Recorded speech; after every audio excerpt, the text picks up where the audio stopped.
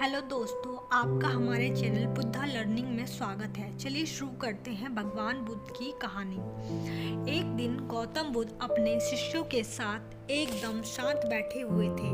उन्हें इस प्रकार बैठे हुए देख उनके शिष्य चिंतित हुए, कहीं वे अस्वस्थ तो नहीं हैं।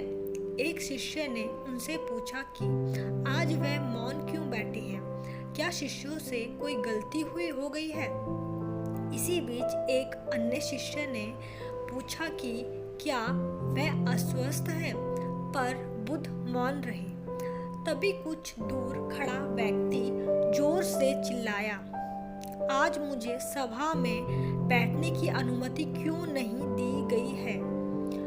बुद्ध आंखें बंद करके ध्यान मग्न हो गए।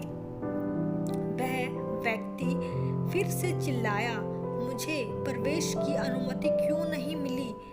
इस बीच एक उदार शिष्य ने उसका पक्ष लेते हुए कहा कि उसे सभा में आने की अनुमति प्रदान की जाए। बुद्ध ने आंखें खोली और बोले, नहीं, वह अछूत है, उसे आज्ञा नहीं दी जा सकती। यह सुन शिष्यों को बड़ा आश्चर्य हुआ। बुद्ध उनके मन का भाव समझ गए और बोले, हाँ, वह अछूत है। इस पर कई शिष्य बोले कि हमारे धर्मों में तो जात पात का कोई भेद ही नहीं, फिर वह अछूत कैसे हो गया। तब बुद्ध ने समझाया, आज वह क्रोधित होकर आया है। क्रोध से जीवन की एकाग्रता भंग होती है। क्रोधी व्यक्ति प्राय मानसिक हिंसा कर बैठता है।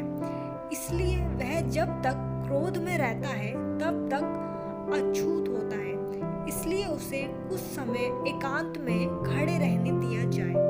क्रोधित शिष्य भी बुद्ध की बातें सुन रहा था। फिर वह पश्चाताप की अग्नि में तपकर वह समझ चुका था कि अहिंसा ही महान कर्तव्य व परम धर्म है। वह बुद्ध के चरणों में गिर पड़ा और कभी क्रोध न करने की शपथ ली।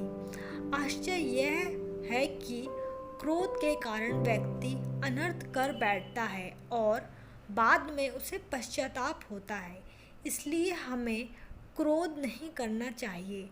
असल मायने में क्रोधित व्यक्ति अछूत हो जाता है और उसे अकेला ही छोड़ देना चाहिए। क्रोध करने से तन, मन, धन तीनों की हानि होती है। क्रोध से ज़्यादा हानिकारक कोई और वस्तु नहीं है। बुद्ध ने कहा कि है क्रोध को पाले रखना गर्म कोयले को किसी और पर फेंकने की नीयत से पकड़े रहने के समान है। इसलिए फिर वह शिष्य बहुत ही आत्मग्लानि के साथ बहुत ही अच्छे कर्म करने लगा। फिर वह बुद्ध का प्रिय शिष्य बनने की कोशिश में लग गया।